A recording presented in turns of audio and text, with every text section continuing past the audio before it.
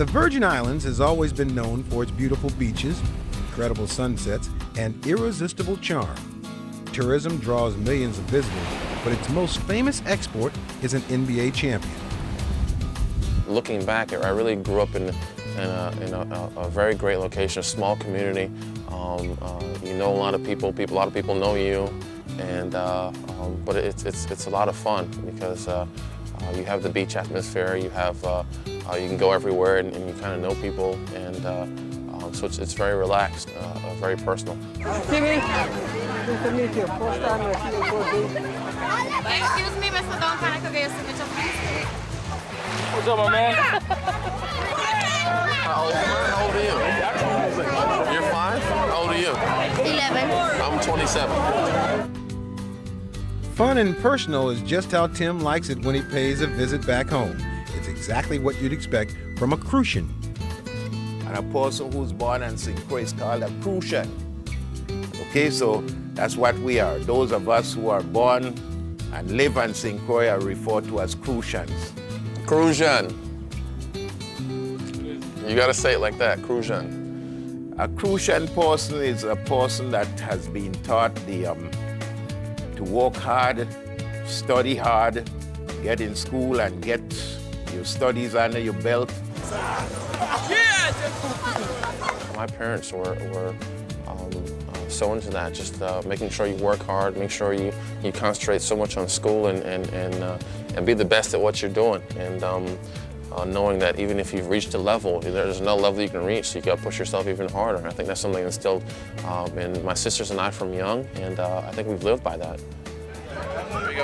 Even with his strong work ethic, few could have predicted that young Tim Duncan would someday make it to the NBA. Growing up, basketball was the last thing on his mind.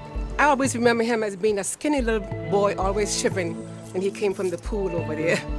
Even though it'd be 85 degrees, temperature, I would go to pick up my kids and he would be there skinny and shivering. A lot of people used to look down on him because they just used to say he was tall and he never used to dunk as much. This is where Tim lived. This is where he grew up as a child until he left to go to college. He was into video games. I'd ride by his house and I'd try to, you want to go bike riding? But nah, he'd be inside playing like Nintendo 64 and stuff like that. Tim and his sisters, they would go out in the pasture land and go and climb the guinea trees. Like most kids in St. Croix, Tim loved the ocean, so at an early age, his mom signed him up for swimming lessons at the Country Day pool. Timmy started out like a lot of our kids down here, probably at 5 or 6 years old, and he took to it, he enjoyed it. His sister was swimming at the same time, she's a little bit older than he was, and he took to it like a fish to water.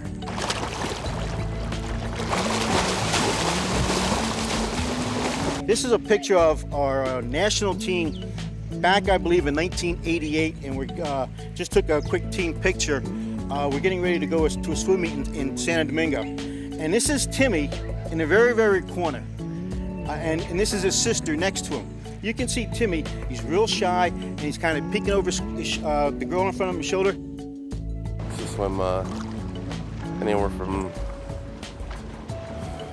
5,000 meters to 8,000 meters a day. Driven by his sister's success, Tim continued to push himself, and his mom became his biggest fan. My mom would go to work at night and come home and still take us to our swim meets and still be up all day cheering us on, and that's the kind of person I was around. I was brought up by, and when you're around that, you got no excuses to make.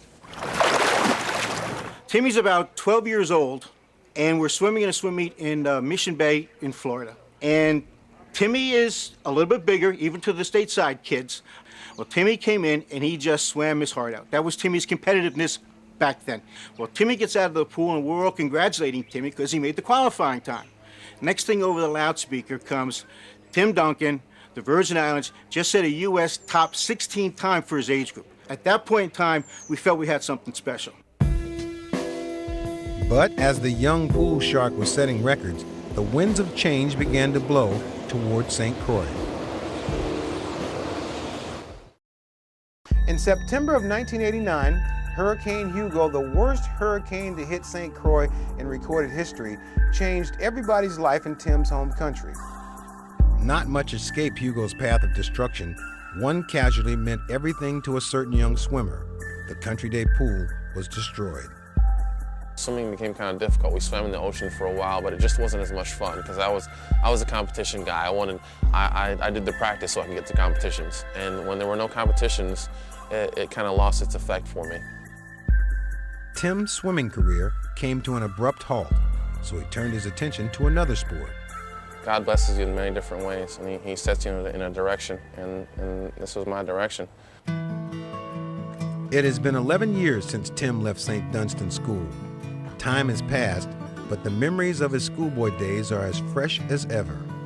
I got here in the higher grades, so we never had class down here. All my classes started up on this side. Oh, easy enough. Small classes, real small classes. I think that was a great thing though. We only had 15, 20 people. In my senior class, we had 30. Back then, no one could have imagined an NBA star was in their midst. In the beginning, my son, they had to almost get after Tim to play basketball. He wasn't really interested. Right here, he would sit down and watch the television with those games, you know. I started playing basketball here with my friends. It was 7th grade, right down there, and during breaks, we'd go up there and play.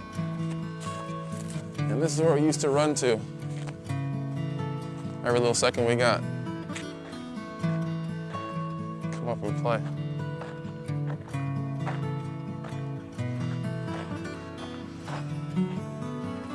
They were never 10 feet, so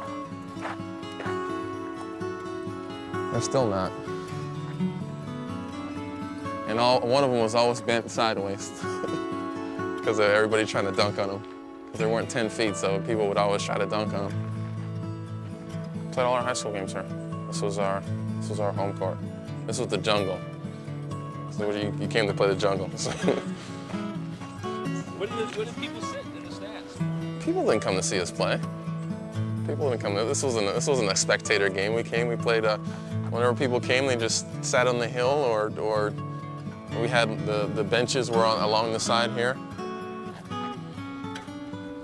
It's like the Boston Garden. It's just like dead spots everywhere. Magic Johnson. Everybody wanted to be Magic. I was one of them. I wanted to be a point guard, no matter what my size was. My court in Peter's Rest, they always wanted me to bring him because he was so tall, and they used to make a lot of jokes after him, saying, he's so tall. So when he would come on my court, the guys would just want to play him and push him around just because he's tall. And I was horrible. I was bad. I was uncoordinated and couldn't do much, but it was a fun game because I got to compete and I got to play with my friends. Tim didn't let the teasing get to him. It only made him more